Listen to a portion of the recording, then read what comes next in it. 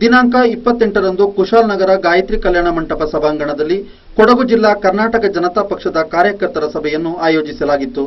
ಕರ್ನಾಟಕ ಜನತಾ ಪಕ್ಷದ ಪ್ರಚಾರ ಸಮಿತಿಯ ಅಧ್ಯಕ್ಷರಾದ ಧನಂಜಯ ಕುಮಾರ್ ಅವರು ಕಾರ್ಯಕ್ರಮಕ್ಕೆ ಚಾಲನೆ ನೀಡಿದರು.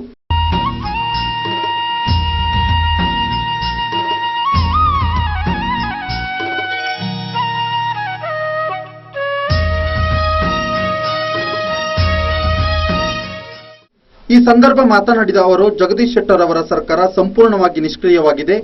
ಸರಿಯಾದ ನಿಟ್ಟಿನಲ್ಲಿ ಜನರ ಸಮಸ್ಯೆಗೆ ಸ್ಪಂದಿಸುತ್ತಿಲ್ಲ. ಯಡಿಯೂರಪ್ಪನವರು ಮುಖ್ಯಮಂತ್ರಿಯಾಗಿದ್ದ ಕಾಲದಲ್ಲಿ ಕರ್ನಾಟಕದ ಜನತೆಗೆ ಹಲವು ಜನಪರ ಕಾರ್ಯಕ್ರಮಗಳನ್ನು ಹಮ್ಮಿಕೊಳ್ಳಲಾಗಿತ್ತು. ಆದರೆ ಇದೀಗ ಎಲ್ಲ ಕಾರ್ಯಕ್ರಮಗಳು ಸ್ಥಗಿತಗೊಂಡಿದೆ. ಅಲ್ಲದೆ ಭಾಗ್ಯಲಕ್ಷ್ಮಿ ಯೋಜನೆಯಡಿಯ 60,000 ಅರ್ಜಿಗಳು ಬಾಕಿ ಉಳಿದಿವೆ. ಇಷ್ಟೆಲ್ಲ ಕಾರ್ಯಕ್ರಮಗಳನ್ನು ಯಡಿಯೂರಪ್ಪನವರು ಜಾರಿಗೆ ತಂದಿದ್ದರು.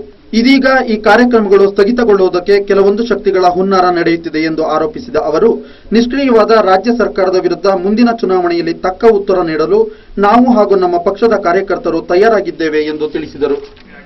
ಕಾಲದಲ್ಲಿ ಪ್ರಾರಂಭ ಮಾಡಿದಂತ ಅನೇಕ ಕಾರ್ಯಕ್ರಮಗಳು ಇವತ್ತು ಸ್ಥಗಿತ ಆಗಿದೆ.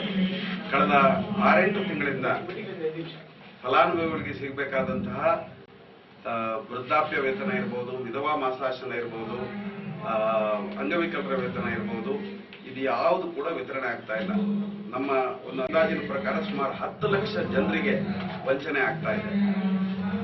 ಸೈಕಲ್ ವಿತರಣೆ ಸಂಪೂರ್ಣವಾಗಿ ನಿಂತು ಹೋಗಿದೆ. ಶಾಲೆ ವಿದ್ಯಾರ್ಥಿನಿಯರಿಗೆ ಸೈಕಲ್ ಕೊಡ್ತಾ ಇಲ್ಲ. ಎಲ್ಲಕ್ಕಿಂತ ಮಿಗಿಲಾಗಿ ಭಾಗ್ಯಲಕ್ಷ್ಮಿ ಯೋಜನೆ ಸುಮಾರು 60,000ದಷ್ಟು ಅರ್ಜಿಗಳು ಬಾಕಿ ಇವೆ. ಕಡತ ಕಟ್ಟಿ ಇಟ್ಟಿದ್ದಾರೆ. ಅದು ಯಾವುದನ್ನು ಬಿಚ್ಚಿ ನೋಡುವಂತ ಸ್ಥಿತಿ ಇಲ್ಲ. ಯಡಿಯೂರಪ್ಪನವರು ಹಣ ಬಜೆಟ್ನಲ್ಲಿ ಒದಗಣೆ ಮಾಡಿದ್ದಾಗಿ ಸಾಕಷ್ಟು ಸಂಪನ್ಮೂಲ ರಾಜ್ಯದ ಬೊಕ್ಕಸಕ್ಕೆ ಬರ್ತಾ ಇರುವಂತಹ ಸಂದರ್ಭದಲ್ಲಿ ಕೂಡ ಯಾತಕ್ಕಾಗಿ ಈ ಜನಪರವಾದಂತಹ ಕಾರ್ಯಕ್ರಮಗಳನ್ನ ಕೈಬಿಟ್ಟಿದ್ದೀರಿ, ಅರ್ಧಕ್ಕೆ ನಿಲ್ಲಿಸಿದ್ದೀರಿ? ಇದರ ಹಿಂದೆ ಯಾವುದೋ ಒಂದು ಹುನ್ನಾರ ಇದೆ ಅಂತ ನಮ್ಗೆ ಅನಿಸ್ತಾ ಇದೆ. ಯಡಿಯೂರಪ್ಪನವರಿಗೆ ಇದರ ಎಲ್ಲ ಶ್ರೇಯಸ್ಸು ಹೋಗ್ತದೆ, ಅದರಿಂದ ಕೆಜೆಪಿಗೆ ಲಾಭ ಆಗ್ಬೋದು ಅಂತ ಹೇಳುವಂತಹ ಒಂದು ಹಿನ್ನೆಲೆಯೊಳಗೆ ತಾವು ಇಂತಹ ಒಂದು ಕ್ರಮವನ್ನು ಕೈಗೊಂಡಿದ್ದೀರಿ ಅಂತ ಹೇಳಿ ನಮ್ಗೆ ಅನಿಸ್ತಾ ಇದೆ. ರಾಜ್ಯ ಸರ್ಕಾರ ಕಾರ್ಯಕ್ರಮದಲ್ಲಿ 1500ಕ್ಕೂ ಹೆಚ್ಚು ಕಾರ್ಯಕರ್ತರು ಪಾಲ್ಗೊಂಡಿದ್ದರು. ಸುದ್ದಿ ಸಂಗಮಕ್ಕಾಗಿ ಕುಶಾಲನಗರದಿಂದ ಬಿಕೆ ಭರತ್ ಕುಮಾರ್.